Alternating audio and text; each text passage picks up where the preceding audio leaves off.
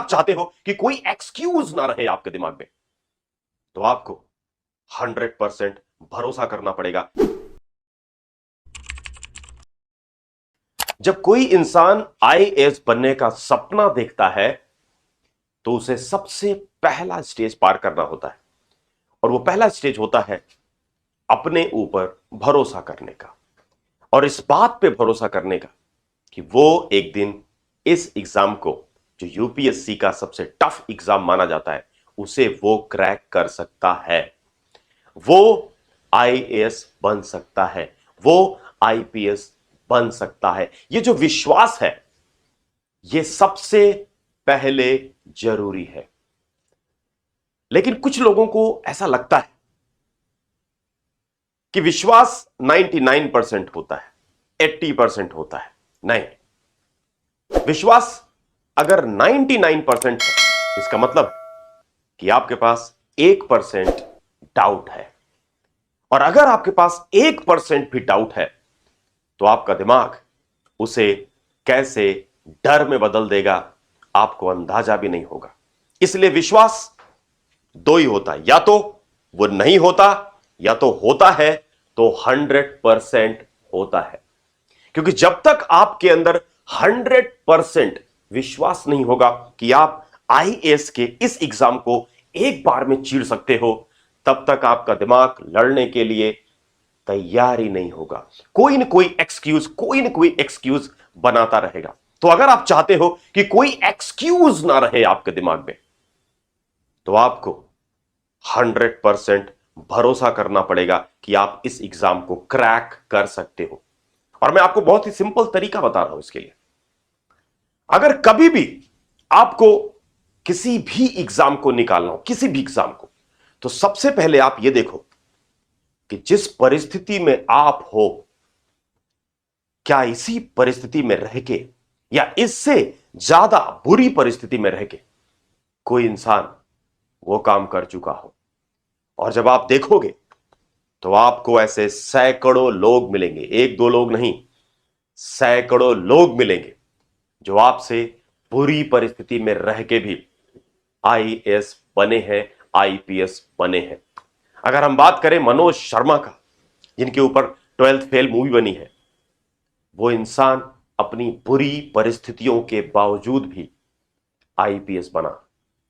रिक्शे वालों के बीच में सोना पड़ा, आटे की दुकान पे काम करना पड़ा, जिस टेंट में पूरी फैमिली थी उस पूरे टेंट को उखाड़ दिया गया, लेकिन उसी को, जो उनके साथ ट्रेजेडी हुई, उसी को उन्होंने अपॉर्चुनिटी बना ली, उसी को उन्होंने अपना जुनून बना लिया, अपनी जिद बना ली, और उसी पागलपन में उन्होंने आईपीएस को चीर डाला।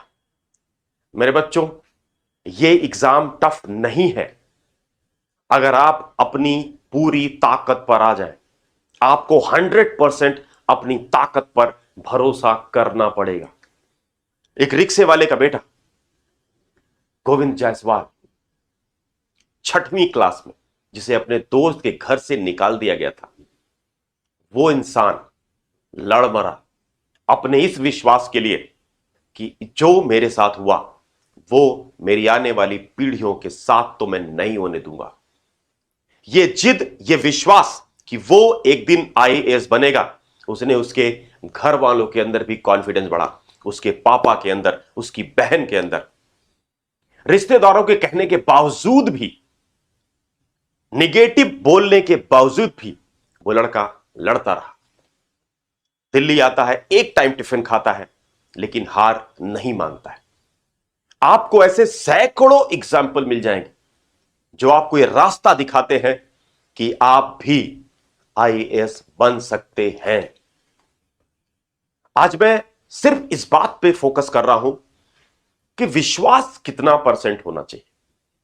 अगर कोई कहता है मुझे 80% विश्वास है, मुझे 90% विश्वास है, मुझे 99% विश्वास है, तो एक्चुअली वो विश्वास नहीं होता। वो कह रहा होता है कि उसे 1% डाउट है, 10% डाउट है, 20% डाउट है। इसलिए अपने डाउट को सबसे पहले निकाल दो। लेकिन आज मैं आपको एक स्ट्रेटजी शेयर करने जा रहा हूं। अगर वो स्ट्रेटजी, अगर आपको आईएएस बनना है, तो आपको एक स्ट्रेटजी जो बताने जा रहा हूं मैं, यह स्ट्रेटजी आपको फॉलो करना चाहिए। आपको जब तक आईएएस की तैयारी आप कर रहे हो और जब तक आप एग्जाम में फाइनली बैठ नहीं जाते हो, उस दिन तक आपको एक चीज सिर्फ फील करना होगा कि अगर आपका एग्जाम कल हो तो आज आपको कितनी मेहनत करनी चाहिए, आज आपको किस तरीके का एटीट्यूड रखना चाहिए। मैं किसी भी एग्जाम की बात कह रहा हूं, मैं आईएएस की बात नहीं कर रहा।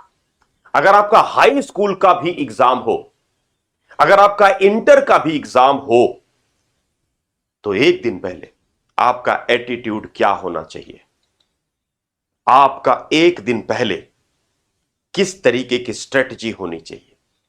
क्या आप एक मिनट भी बर्बाद करोगे किसी भी चीज में, तो एग्जाम के एक दिन पहले जैसा एटीट्यूड आपके पास हाई स्कूल में रहा है, इंटर में रहा है, ग्रेजुएशन में रहा है, अगर वही एटीट्यूड आज से आप यूपीएससी के लिए रख लो तो यह एग्जाम आपके लिए मुश्किल नहीं होगा।